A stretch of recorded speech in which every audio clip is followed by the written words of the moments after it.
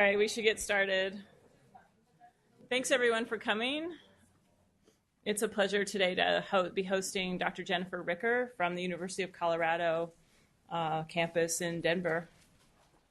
Jen began her career by completing her undergraduate Bachelor of Science degree at El Paso in biology and chemistry, and then she continued her education at the level of the master's at the same place in parasitology.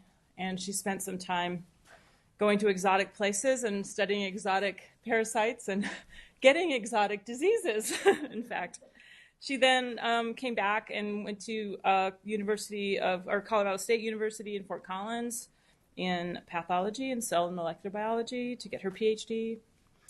She spent some time in industry at New England Biolabs in the East Coast as a postdoc there, and then came back into the academic setting as a postdoc at the University of Colorado in Denver with Kate Horowitz, where she learned steroid receptor action in breast cancer. And that's where we crossed paths. I was actually in the same lab with her as a postdoc during that time. And then Jen was an instructor there and was recruited at the level of the tenure track assistant professor there and switched departments into pathology, where she has rapidly risen through the ranks to full professor with tenure and vice chair for research in that department. Jen has numerous awards for teaching and mentoring, numerous leadership awards. Her work is highly translational. She holds several patents and has worked with a lot of people in industry and also a lot of clinicians for numerous areas of breast cancer research. And we've become really good friends. We started in, I don't even want to say, in the 90s, and have done a lot of collaborative activities together, including recently being co-directors of a Keystone meeting on nuclear receptors.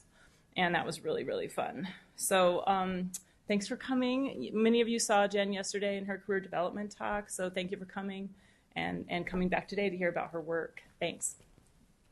I can turn that off. Okay, we'll make sure this is working. Can everybody hear me fine? Okay. All right, I feel obligated to make two clarifications from that wonderful introduction.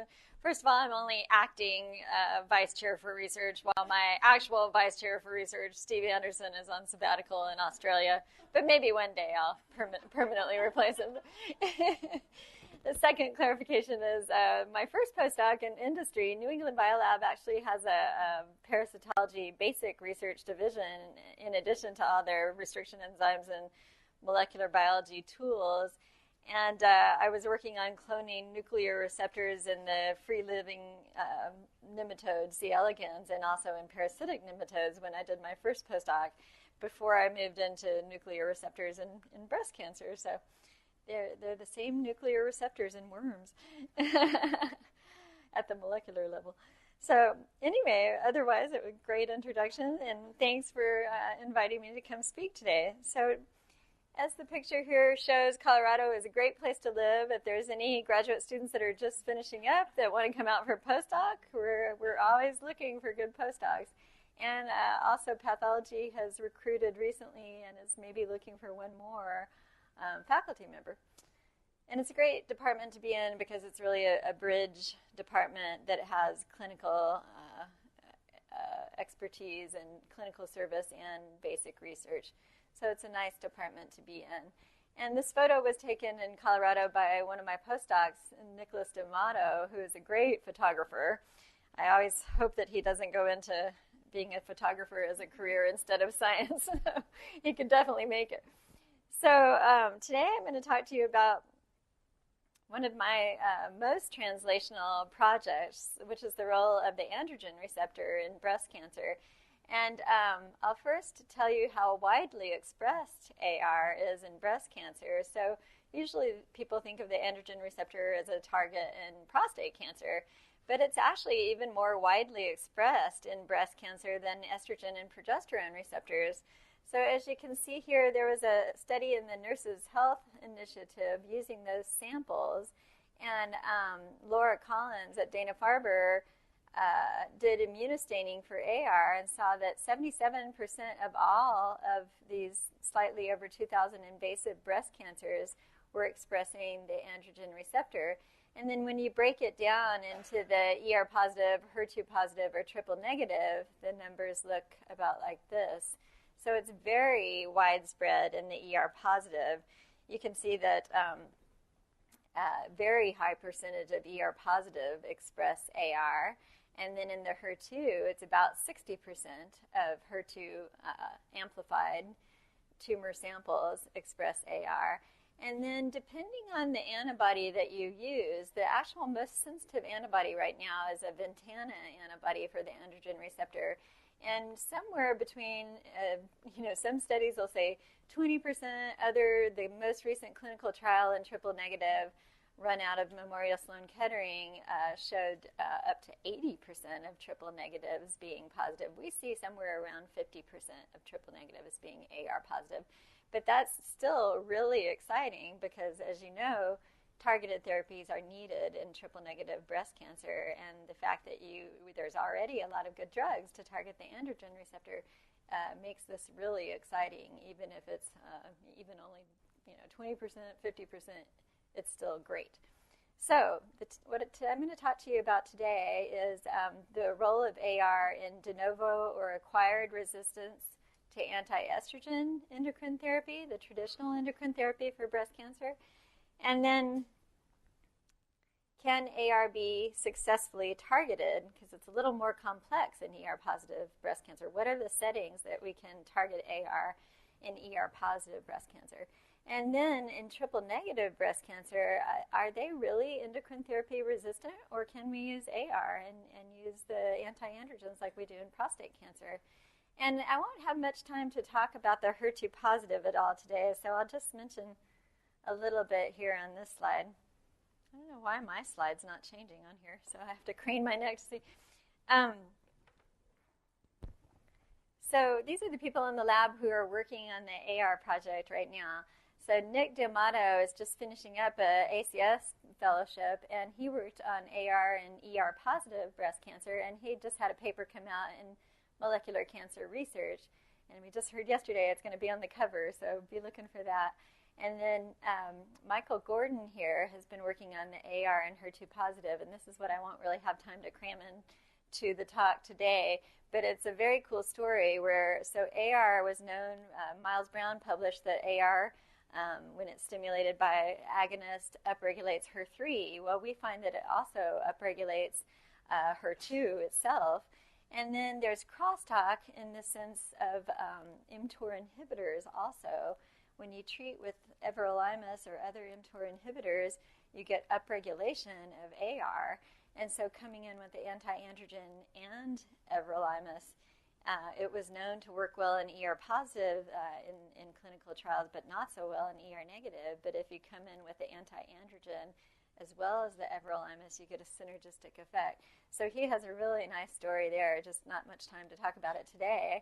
And then AR and triple-negative breast cancer, I'm going to focus quite a bit towards the end of the talk on that. And this was work done by Valerie Barton, who had a graduate student in our cancer biology program that had an NRSA, and she just finished up and ended up going into industry. Jessica Christensen is a postdoc in the lab, and she just got on our new T32 for cancer biology program, graduate program. And then Lisa Green is also a cancer biology graduate student who just got her NRSA. And they're both working on a new model because some of the anti-androgens are known to have effects on the immune system. And the jury's still out about how they're affecting the immune system. But a lot of cells in the immune system have AR, and so it makes sense that anti-androgens would affect the immune system. So, but we needed an immune-competent model to study AR in breast cancer. So she discovered that the polyoma middle T model that's commonly used, and it's known to change from an ER-PR positive primary tumor to the late-stage primary, and the metastases become ER-PR negative.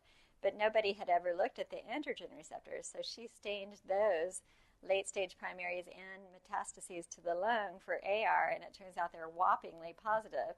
So it gives us a really nice syngeneic immunocompetent model to study using these anti-androgens and their effect on the tumor, but also on the immune system. So that's very nice. And Lisa Green is our resident expert in tumor immunology. But I won't have time to talk.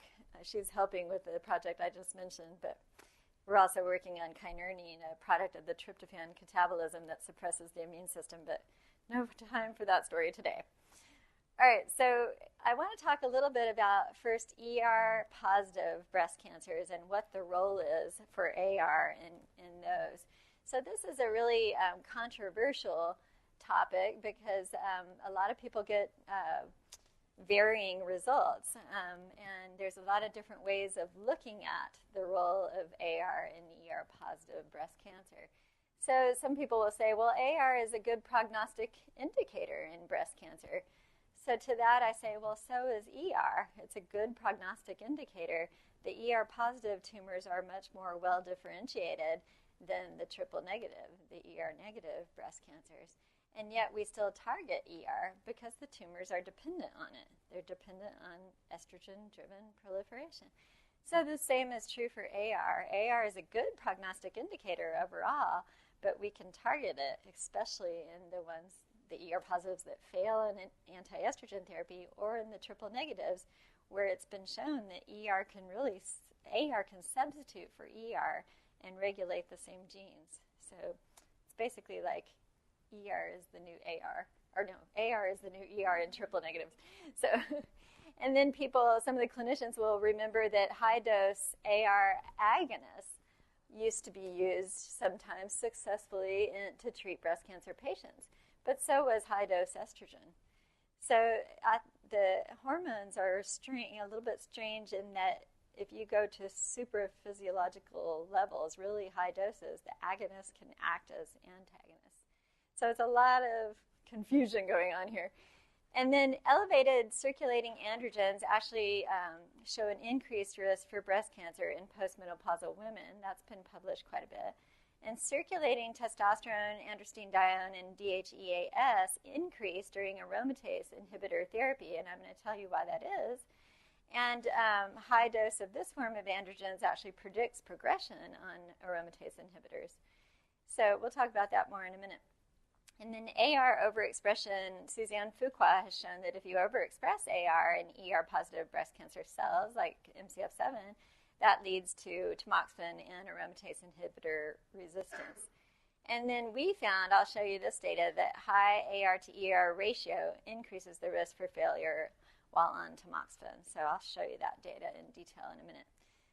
So the way we first got interested in the role of the androgen receptor in breast cancer was this small neoadjuvant endocrine therapy study way back in 2001. So it was known that tamoxifen worked, and then the aromatase inhibitors came out, and there's like 4 different aromatase inhibitors, and they block the conversion of different forms of androgens into different forms of estrogens.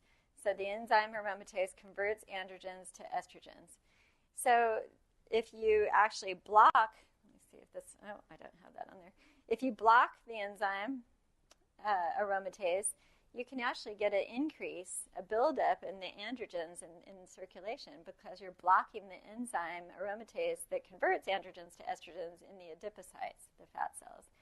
Okay, so this was a clinical trial where the patients were on tamoxifen. This was in the early days of tamoxifen. So what we found was they had ER data from these old specimens, but it was done by radiolabel ligand assay. And so we restained for ER, and we also stained for the androgen receptor. This is working. Okay. So I'll just stay here for a while.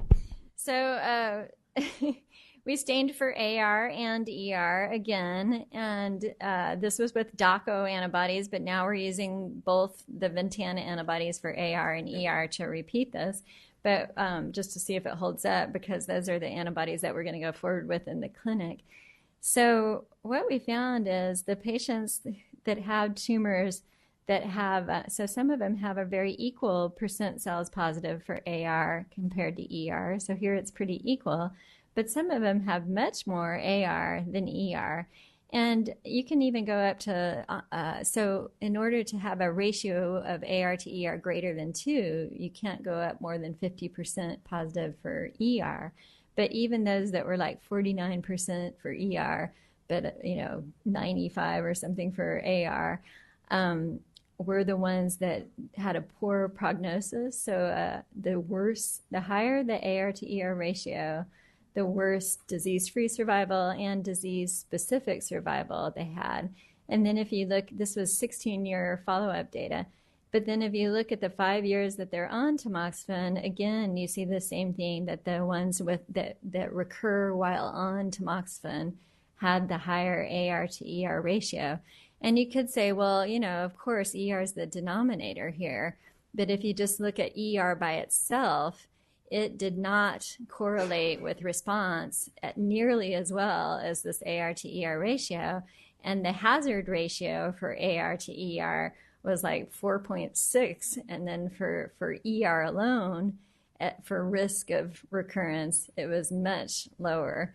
So that, in other words, in the multivariate setting, the AR to ER ratio gives you much more information than the ER itself. So we're actually going forward with using this AR to ER ratio, and Ventana has picked it up and wants to make a test for this become standard in the clinic, which would be really cool. What the other thing that we found that was very interesting is that we looked at recurrences. So these were in the same patient, either local recurrences or distant metastases. And remember, these were all classified as ER positive, and indeed they are to varying degrees. But you can see that in the local recurrence, AR often stays there, whereas ER can go way down. And this is sort of just this one patient as an example. But overall, about 55% of the recurrences had a higher AR to ER ratio in the recurrence than they did in the primary. And the same was true for the distant metastases. Here you can see one where AR stays pretty high, but ER goes down dramatically. So about the same percentage had a higher AR to ER amount in the recurrence or the metastases than it even did in the primary. So we think basically that if they become resistant to anti-estrogens, that AR could be there still, and that coming in with the anti-androgen would be a reasonable thing to do. So this is Kate Horowitz, our mentor, and Carol and I postdoced with Kate, and you can see her back in her day as a postdoc, and the women working sign there in the background, and she's all dressed up to do tissue culture. Very strange. And she was the first one to show that PR was an indicator of an active estrogen receptor.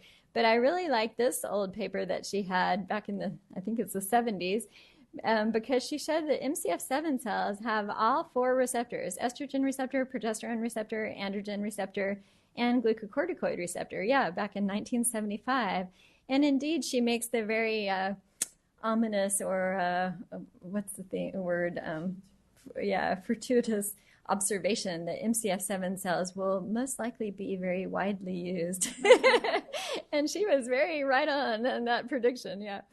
So we've, a lot of the data that I'll show you today is in MCF7 cells, but we also will show some other ER-positive cell lines and some patient-derived xenografts. So we started, after that those 2 studies that I showed you, where we started getting interested in the androgen receptor, we started to wonder, okay, what tools can we use? What agonists and antagonists are out there? So we like to use dihydrotestosterone because it can't be aromatized into estrogens, whereas testosterone can. So if you use testosterone, you could actually be studying the downstream effects of estrogens because it gets converted to estrogens, but dihydrotestosterone does not. And then, so that's what we usually use for an agonist. And then for antagonists, there's a bunch of different antagonists that have been used in prostate cancer in the past. So bicalutamide is the most common one, but there's also flutamide and nilutamide, a bunch of different ones. So Charles Sawyers, who was at Memorial Sloan Kettering, he was the one that came up with this new drug called MDB 3100, but now it's called enzalutamide or Xtandi in the clinic. So you can see by looking at its structure that it actually takes various different regions from these old anti-androgens and sort of combines them all. And when they tested it in prostate cancer cells, what they find is that enzalutamide, it actually keeps the androgen receptor out of the nucleus pretty darn well, whereas bicalutamide, the old drug that they use called Casodex in the clinic, is like tamoxifen. It still allows AR to go into the nucleus and to bind chromatin. So therefore, it has some partial agonist activity, whereas enzalutamide does not really, unless the AR starts to mutate. So in the prostate cancer patients that are on it for a long term, you can get mutations in AR that renders enzalutamide into an agonist. But largely, it inhibits AR from going into the nucleus, which makes it a much cleaner antagonist. And then we also use this MJC13, which a paper in PNAS by Mark Cox, who's actually at the University of Texas at El Paso, where I got my bachelor's and master's. He had a nice paper showing this drug keeps AR from releasing from heat shock protein so that it can't go to the nucleus. So it's a nice way to keep AR out of the nucleus as well. Oh, I forgot to say that enzalutamide has a much higher binding affinity to the androgen receptor than bicalutamide did. And it's done very well in several different prostate cancer clinical trials, and now it's FDA approved for prostate cancer. But we started using it, we got an MTA very early on from Charles Sawyers and then Medivation and Astellas to do work in breast cancer, because I just went up to Charles Sawyers and said, hey, I'm interested in AR in breast cancer. So we got the MTA and started using enzalutamide as an anti-androgen in breast cancer. So here's some data in the MCF7s. You can see that they have a good amount of estrogen receptor and androgen receptor from the staining here. And so what we found is when you treat with, this is our proliferation assay, and here we're treating with DHT. So you can see that DHT is proliferative in these cells, and that the enzalutamide can block the stimulation by an androgen really nicely.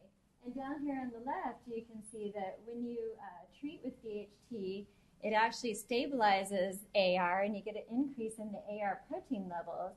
And then that's pretty rapid. And then when you treat with the enzalutamide, you don't get that upregulation or stabilization of AR protein. And then when you look at movement into the nucleus, it's well known that the DHT causes androgen receptor to move to the nucleus. So this is the nuclear fraction separated from the cytosolic fraction. So you see AR there, but that's blocked. That movement to the nucleus is blocked by adding DHT adding enzalutamide to DHT. Oh boy, now I have to compete with the vacuum. Okay, so here we went in vivo with the MCF7 cells, and so here we showed that again DHT causes tumor growth, increased tumor growth and viability. And then when you start treating with the enzalutamide at 50 milligrams per kilogram in the chow, the rodent chow, you did get a decrease in tumor viability. And this is just shown in the scatter plot at the end of the study over here on the right. And then if you look at proliferation as measured by BRDU, you can see that the addition of the enzalutamide in the rodent chow causes a decrease in BRDU incorporation, so a decrease in proliferation and an increase in apoptosis. And this was with a tunnel assay. And then if you look at nuclear AR, you can see that with DHT, and this is the MCF7 cells, but with agonists, the dihydrotestosterone AR is really whoppingly turned on. But when you add the enzalutamide, it's much lower and much less nuclear. So the big interesting finding, though, and very unexpected, was when we treated the MCF7 cells with enzalutamide, it actually worked just as well as the tamoxifen. So here you get ER-stimulated tumor growth, and then we add, when the tumors get to be a certain size, I think it was 50 millimeters cubed, we add the enzalutamide in the rodent chow, and then we did IVUS imaging over time, and you can see the response to the enzalutamide was as good as it was to tamoxifen, the anti-estrogen.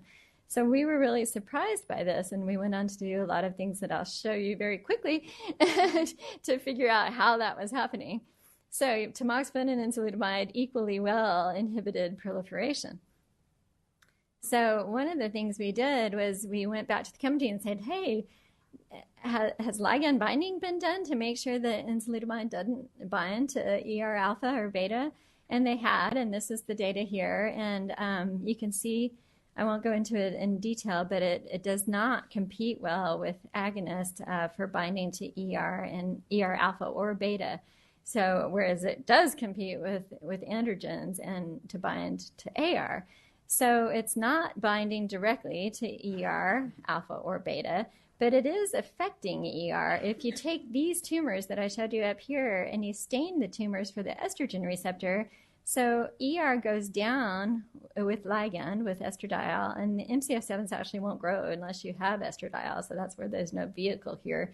But E treatment downregulates ER, and the tamoxifen actually blocks its binding to estrogen to the estrogen receptor, so you actually get an increase in ER with tamoxifen compared to the E2 alone. But then when you add the enzalutamide, we got this funny, more cytosolic staining of ER. So we think that enzalutamide is doing something indirectly to the estrogen receptor, but it does not directly bind it. And so now we're using a PDX from Carol Sartorius that is ER positive, AR positive. And it is E2 dependent, it grows with estradiol, and it responds to tamoxifen or estrogen withdrawal. So here's its growth increase with estradiol, and here it shows you if you inhibit that with tamoxifen or if you withdraw the estrogen pellet. So, and this is just showing you how much AR and ER these cells have. And then here you can see that if you treat them with tamoxifen, you get a decrease in growth over time. So these were some cells that were isolated and used on the IncuSite from these PT12 PDXs. So you get decreased proliferation with the tamoxifen, or even tamoxifen alone, though, has some partial agonist activity over vehicle. And then the E2 plus enzalutamide works better than E2 plus tamoxifen. And the enzalutamide itself does not have that partial agonist activity that the tamoxifen had. So it's down lower than vehicle even, just barely. So we decided to take the PT12 in vivo. And again, we get growth with DHT. Oh, wait, sorry, that's over here on the right. And growth with estrogen. So an androgen is stimulatory. And then enzalutamide can oppose the estradiol increase in tumor growth, and it can oppose, as you would expect, it can oppose an androgen because it's an anti-androgen. But the mechanism of action is slightly different. So we found here when the anti-androgen is opposing estrogen-mediated growth, you get a decrease in proliferation, and not much is happening with apoptosis. I just didn't show that here, but it wasn't significant. But over here, when it's opposing androgen and acting as an anti-androgen, it's actually working by increasing apoptosis, and not much happened in vivo, at least with proliferation. So that was quite interesting. And we went on to use those same PT12 cells now isolated from the PDX, just because they're easier to work with that way, and they grow a little bit faster, and you can do a cardiac injection. So here we had cardiac injection of this PDX cells, and then we treat with either the controlled chow or the enzalutamide-containing chow, and you can see that we get a lot less metastases to the lung with the enzalutamide than in the control. And if you look at actual tumor growth, you get significant outgrowth in the lungs with the control, and then not significant growth over time from the beginning of the study to the end with the enzalutamide. So here I just wanted to show that this is a little bit more on how we think this is working. So up here, if you're opposing the DHT, the androgen, with the enzalutamide, you get less androgen receptor. And then here, the biclutamide does not give that effect. So enzalutamide blocks the AR nuclear localization much better than biclutamide, which we already knew. But the interesting thing here is with the estrogen, with estradiol treatment, and this is charcoal strip serum, you get some AR moving into the nucleus with estrogen treatment, not an androgen treatment, but estrogen treatment alone. And the enzalutamide can block that, but biclutamide can't. And if you do the immunocytochemistry over here, you see the same exact thing. So if you treat, so here's staining for AR, you treat with estradiol, you get more AR in the nucleus. And then you oppose that with the enzalutamide, you get less AR in the nucleus, but biclutamide doesn't do that. And then if you look at ER, you add estradiol, it's in the nucleus. ER and PR are actually in the nucleus already, even without ligand. But if you block this with the enzalutamide, there's less nuclear ER, kind of like I showed you in those tumors. And then if you do it with biclutamide, you don't get that effect. And this is just the merged images here, but you can see with the enza, you have less of both AR and ER, whereas biclutamide, you don't get that effect. So we think that we're seeing something different with this newer generation anti-androgen than people historically saw with biclutamide. Okay, but this is ER dependent. I don't have another slide to show you this, but if you do this in ER negative cells, you don't get the same effect. So it's like the estradiol bound to ER is dragging or needing to have AR in the nucleus as well, and you need ER for that effect. And then Nick D'Amato, the guy that I showed you that took the great picture at the beginning of the talk, he did this PLA, or God, what's the P stand for? Proximity ligation assay. Yeah.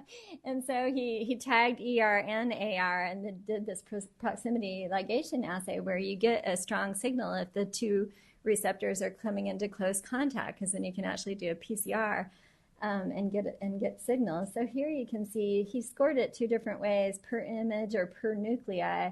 But what you can see is that when you have estradiol there, you get an increase in signal. So this is charcoal strip serum again, and then he's adding estradiol. ER and AR come together more, and then if you add the enzalutamide, it decreases that. So that was really nice data. And then we decided to do some estrogen receptor chromatin immunoprecipitation assays.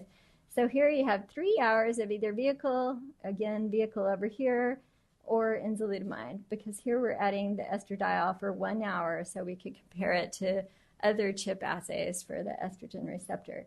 So here it's either vehicle treatment or another vehicle. Here it's vehicle or enzalutamide in the face of 1 hour, so pre-treatment, and then 1 hour estradiol, and then we pull down for AR. And over here we have vehicle treated with DHT, just to look at what AR bound to its cognate ligand does. So the really cool thing that we saw was that if you treat, so there are sites where AR binds in response to estradiol and or DHT, either one, so they have these in common. And if you look at the most common motif, it's the FOXA1. But if you look at those sites that are unique, so AR binds only when stimulated by its proper ligand, an androgen, then it's also binding to FOXA1 sites, and it binds to a lot of these. But there are sites that AR binds to uniquely in the face of estradiol treatment only. And if you look at what those binding sites are, the most common motif is this slightly degenerate ERE, or estrogen response element. So that was really cool. So we do think AR does something in response to just estradiol treatment. And here you can see it's a little bit hard to explain, but you get more overlap with DHT bound to AR. You get about 40% overlap with the estrogen receptor binding. But if you stimulate with E2, you get 70% overlap with the estrogen receptor binding. And over here, this is just what I showed you, the AR bound to DHT. You get FOXA1 is the most common motif. But AR stimulated with estradiol, the most common motif is a degenerate ERE. So then we said, okay, let's look at ER. We'll do the chip for ER, but in the face of an anti-androgen that keeps AR out of the nucleus, either the enzalutamide or the MJC13. So they pull down for ER. And this is what we found, that either the enzalutamide or the MJC13 reduce ER chromatin binding globally by about half. So in other words, ER does need AR for stabilization on a lot of ER binding sites. And here we show some of the different sites on genes that are well known to be regulated by the estrogen receptor, GREB1, GATA3, progesterone receptor promoter regions. And you can see that the anti-androgens reduce ER binding by quite a lot. Not completely, but they reduce it by the signal by a lot. And if you look at the actual genes that happens on, and you compare, so RNA-seq and that we did from the tumor samples in the in vivo studies compared to the genes that were affected by INZA, in these tumors compared to the CHIP binding, you can see the genes that are in common, and they're classical ER and AR regulated genes that are quite interesting.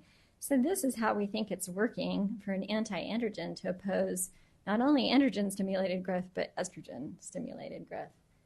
Okay, so here I just wanted to show you a little bit of the data from Doug Yee's cells that he developed. So these are his MCF7 cells that probably some of you guys in the audience chronically treated with tamoxifen. So these are tamoxifen-resistant cells derived from the parental MCF7 cells. And they still have about the same amount of AR, but you can see the FOXA1 is increased. So what we found was these are the parental cells and these are the tamoxifen, and we did growth on soft agar, and you can see that the parentals are sensitive to the tamoxifen, but the tamoxifen resistant aren't. But then if you add the enzalutamide, it brings that growth on soft agar down. This is number of colonies. And if you add the enzalutamide to the tamoxifen, which didn't do anything on its own, here's the TAM on its own, or the TAM plus Enza, but here if you add the enzalutamide, you get a really nice response. So this shows that coming in with the anti-androgen in cells that are resistant, or tumors that are resistant to anti-estrogens, may be an effective strategy. And we put those cells in vivo, which I don't know if you guys have done also, but they, you barely get any response to tamoxifen, really. So they are tamoxifen resistant, but the enzalutamide did give it was the only thing that gave a significant decrease in tumor viability, and you can see the signal down here in the mice.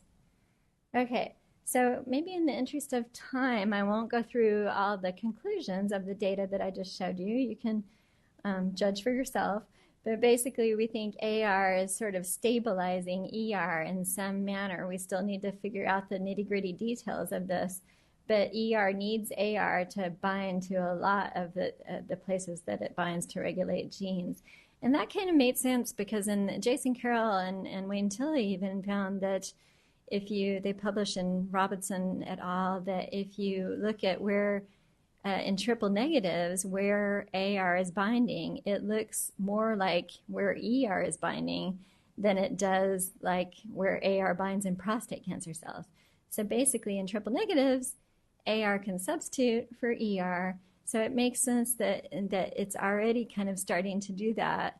It's helping ER bind to these places even in the ER positive.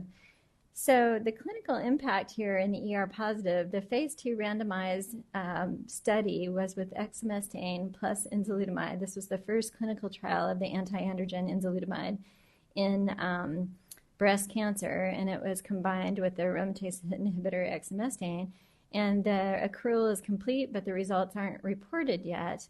But they actually didn't select for patients in this one. It was a phase 1, then phase 2, and they didn't select for the ones that were AR positive, because most ER positive are. And regardless of what the results turn out to be, we think if you selected for the patients whose tumors had that really skewed ratio of very high AR and low ER, that you would definitely get a nice response. But I think the next study, I didn't have time to study it or to show it today, but we get really nice synergy with fulvestrant, which is the ER degrader, with enzalutamide. And so we saw synergy in the preclinical studies, so they're going to try that next in the next clinical trial. And in fact, we got permission from the companies to do an investigator-initiated trial, IIT, with neoadjuvant fulvestrant in primary disease. So we would have a core needle biopsy and then on treatment, pre-treatment compared to post-treatment. And then also an adjuvant study with metastatic disease with fulvestrant plus or minus enzalutamide.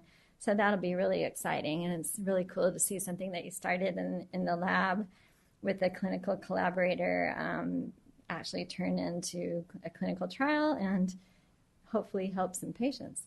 So I'm going to have to just breeze through this triple negative stuff, but I wanted to show you some really exciting data.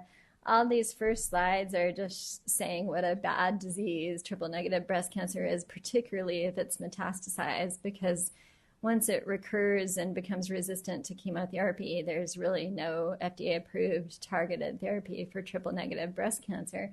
And it tends to have a really high rate of recurrence in just the first few years, so it's highly metastatic. So when we stain triple negatives for AR, they can have a really wide range of expression of AR, but it's always nuclear. So there is enough circulating androgens, it's probably adrenal androgens in these women, that the AR is in the nucleus, because AR does not go to the nucleus unless you have some ligand around. So there's enough there in women that it is nuclear. And AR can really reclassify triple negative breast cancer, and I think Jennifer Pitenpold has come to talk. I don't know if she showed you, but they have the classification of triple negative breast cancers, and the luminal AR type are the triple negatives that have the most AR. But what we found is that a lot of the other subtypes have some degree of AR, just not as much as those luminal ARs. So our hypothesis was that some triple negative breast cancers are dependent on AR, and that the anti-androgen enzalutamide might serve as a good target. So here's what I was showing you about Jennifer Pitenpold's data from her lab, and these are the luminal AR. And the best cell line that is representative of the luminal AR subtype is the MDA 453s. They have as much AR, it's just whopping. It's as much as the LNCAP prostate cancer cells. But then these other subtypes have quite a bit of AR, just not as much as these. So we decided to look at some of those. So here I'm showing a Western. You can see those 453 cells. They're just the ones that are whopping for AR right here. And they actually don't have amplified HER2, but they have way overexpressed HER2. But then some of these other cell lines, the ones with the arrows, are the ones that I have data for. You can see that they have less androgen receptor, but it's still there. It's still quite well expressed. So we decided to look in those, not only the LAR, the 453s, but also some of the other ones with less AR. But what I wanted to show here is, I'll try to go fast, but the bottom line is that the ER positive or non-triple negative patients where you don't get a pathological clinical response, they still do much better than the triple negatives where you don't get a complete response. So we really need a targeted therapy for these where you don't get a good response to chemo. And it's actually the luminal ARs, the ones that have a lot of AR, the triple negatives, that have the second lowest response rate to chemotherapy besides the basal light 2. So these are really slow growing, and that's why they don't respond well to chemo. So we really need a new therapy. And so here's a couple of those cell lines that have AR, even though they're not the luminal AR. So these are triple negatives with low AR, but again, enzalutamide can block the DHT-driven movement to the nucleus. And then this is the in vivo studies that we published a while ago with the 453 cells, where you get a really nice response to enzalutamide, 2 different concentrations, either right at the beginning or when the tumors get bigger. And you can see that the enzalutamide makes less AR in the nucleus. But then we use these non-luminal AR cells, and you can see that they're also very responsive to enzalutamide. So I'm going to start going really fast because I know it's the end of my time. So again, we looked at so the clinical trial from Memorial Sloan Kettering with enzalutamide and triple negative showed that even some of the tumors that with very low, it's just like with ER, you can go down to 1% cells positive for ER, and you'll still get a response from tamoxifen. Well, the same thing with AR. You could go down to like 1% of cells positive and still have some patients that responded well to the enzalutamide therapy in the triple negative trial. And this is why we think that happens. It's because DHT through AR can upregulate amphoregulin, a ligand for the EGFR. And then when you treat with enzalutamide, this was from in vivo tumors, you can see a decrease in the amphoregulin. So it's like the AR positive cells, even if there's only 1% of them, are secreting things in response to androgens and AR that support the bulk of the tumor, the AR negative cells. So that was pretty cool. And then we have data showing that triple negatives can survive a lot better in forced suspension than ER positives. So I won't explain the whole thing. I'll just tell you the bottom line. And when we profiled, we saw that they upregulate, triple negatives upregulate crazy different genes, even after 24 hours in forced suspension.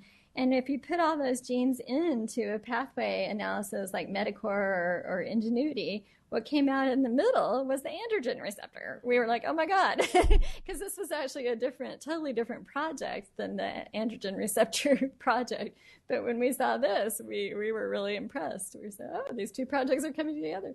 Very cool. So indeed, we got the biggest effect of enzalutamide is on anchorage-independent growth on soft agar. And so we looked on a Western to see if AR was upregulated, and every time we put the cells in suspension, these 3 different triple negative, the AR increases dramatically.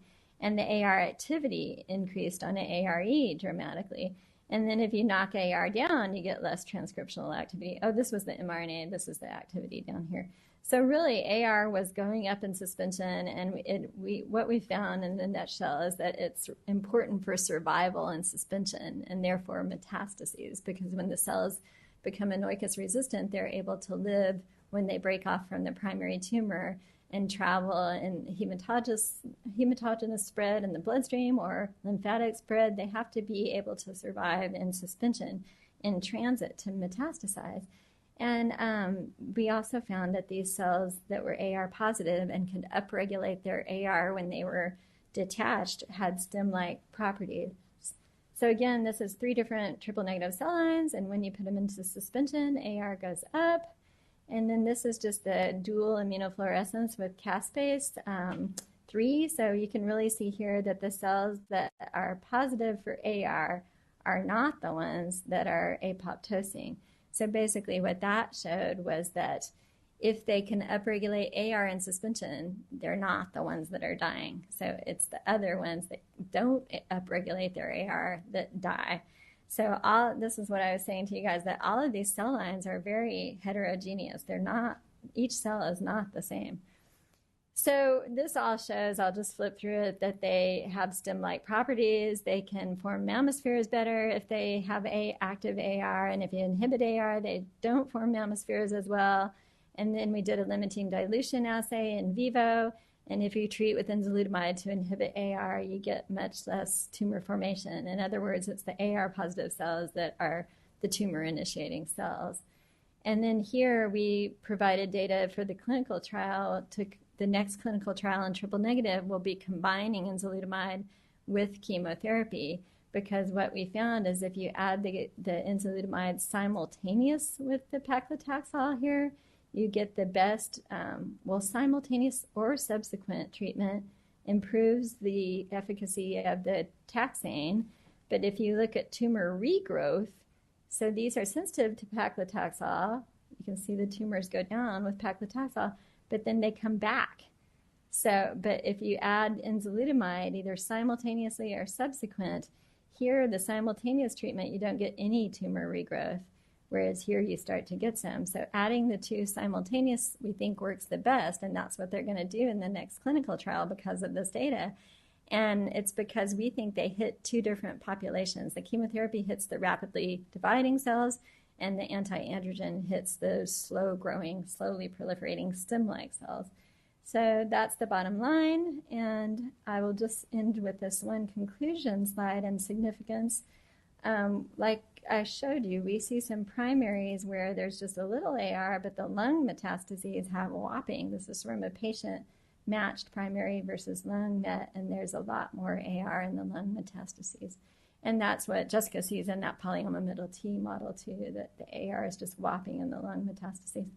So I'll end with that and a picture of the lab and a lot of other outside collaborators in industry and other universities that have helped. And we're starting to use new anti-androgens that John Katzenellenbogen and John Norris and Donald McDonald developed. So a lot of different collaborations, and I'm sorry I had to rush so fast. Please feel free to ask questions now or any time today. I'll be around.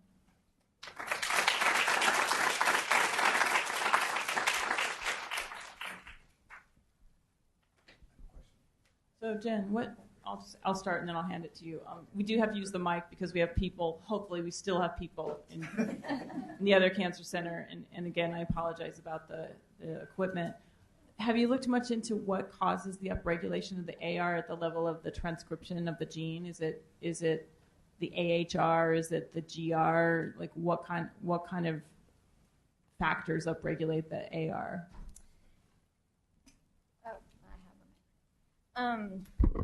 So in the ER positive setting, like I was showing, ER makes AR go to the nucleus slightly, and then in the face of aromatase inhibitors, it's that backup of androgen. So unlike ER and PR, AR is stabilized by a ligand, so it is increased. That one picture that I showed you where we put them in forced suspension, we do get AR transcript and activity upregulation.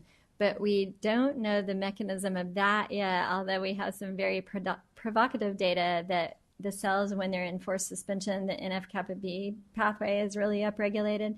And if you block that with NF-kappa B inhibitors, you don't get the mRNA and protein upregulation of AR. So we think it's that pathway, but we need to nail that down a little bit better. But yeah, we also, when you put the cells in forced suspension, you get a lot of changes in the integrins. So that's what's telling the cell that they're now not attached to anything. And we think some of that downstream signaling from the integrins has something to do with this upregulation of AR, which is we showed that it's an anti-apoptotic signal and protects the cells and allows them to stay alive in suspension. So in that last slide that you were looking at, would you say that when you're looking at the difference between the primary and the metastatic in the lung, that a lot of the AR in the lung is not necessarily nuclear? Oh, it is. It is? Yeah. You get some cytoplasmic blush in some of them, but it's usually quite nuclear as well. And I should say, I showed one where AR goes way up, but there's a lot where AR completely goes away, and we are now staining the same ones for GR to see if in the ones, because GR is even more common actually in triple negative than AR. It's sort of the last receptor to go, the last steroid receptor. So we want to see if the ones where AR does not increase, if it's GR that's giving the anti-apoptotic and metabolic help that the cells need to metastasize, but we're in the process of that right now. Yes. Quick question, just to clarify.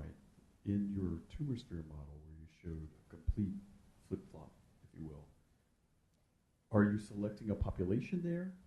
Which means that if you took those tumor spheres and tried to put them back into attached surface, you wouldn't see that population ever again? And my reason for asking is because there are a lot of folks promoting tumor spheres as a way of studying breast cancer cells. And if, in fact, what you're suggesting is that you're doing a population selection, you'll never go home again. No, we actually think that they're very plastic. I mean, because we've done so much with epithelial to mesenchymal transition. And actually, like some of our studies show that, and plenty of other people have shown with either stem cell factor transcription factors that you can make a well-differentiated cell revert back to a stem cell, or vice versa. And there's certain microRNAs, like if we restore near 200C to triple negatives, you can make them, the E-cadherin come back on, you can make the hormone receptors come back on. So they're very plastic. So we do think that, I had to flip through that really fast, but AR helps the cells survive in suspension and form mammospheres. And it is the AR positive cells that are the tumor initiating cells. And, other people have shown, Jane Visvader and Carol Sartorius and Christine Clark and Denny Graham, that even in the normal and in ER-positive tumors, when you stimulate with estrogen and progesterone, you stimulate the stem cell-like population.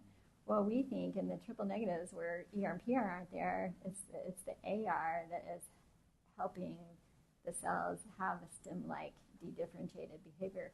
But sometimes when they get to the metastatic site and they've been there for a while, they start reverting back to a more epithelial state. And the really cool thing that jives with our data is it was very kind of buried in the manuscript, but Zena Werb out of UCSF had a really nice paper.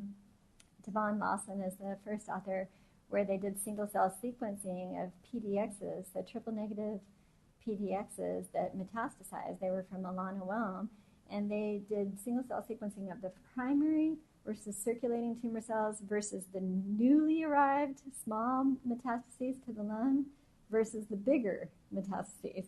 And what they found, it was kind of buried in all the data, but she pointed it out at AACR, was that the androgen receptor goes up in the CTCs, and it's also higher than the primary in the small metastases. But then AR and a lot of the mesenchymal genes start going down again as the metastases get more epithelial and get bigger. So that was pretty cool. And people in clinical trials now are finding that AR is increasing in the CTCs as well, which totally jives with our in vivo data. So that's good.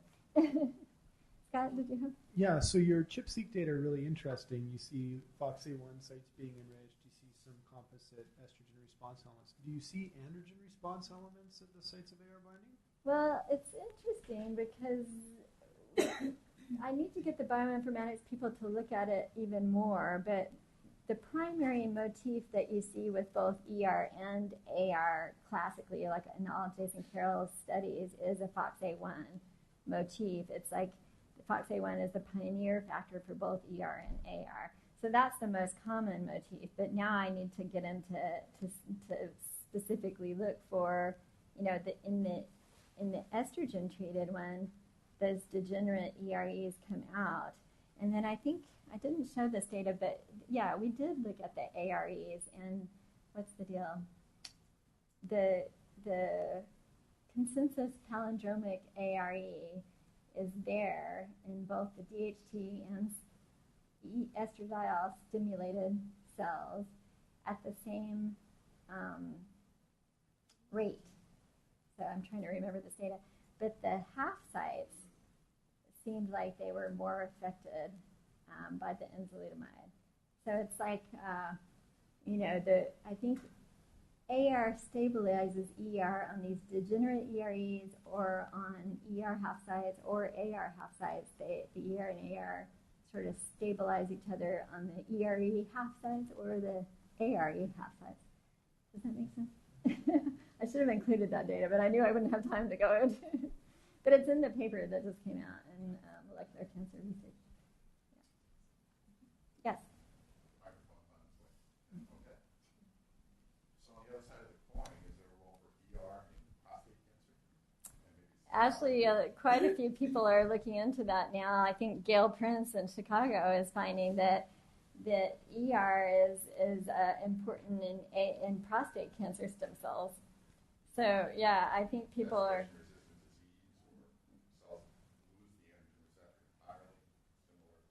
Yeah. Katie Robbins has done all of that in advanced prostate cancer, and ER and PR go up in advanced prostate cancer. Yeah, Dee Robbins is doing a little, and then Gail is looking at, the cancer stem cell population in prostate cancer is enriched for ER. Yeah, and so men are, fetuses exposed to bisphenol A have more prostate stem cells, so like male fetuses. So estrogen controls the number of stem cells in the developing male, which is scary, right? So yeah, it's kind of interesting that people always think, androgen's male, estrogen's female, but there really is a role in both. I think estrogen even plays a role in spermatogenesis, if I'm remembering right. Is that right? Yeah, I'm pretty sure that's true. Yeah. Thank you, Jennifer. We need some male birth control here.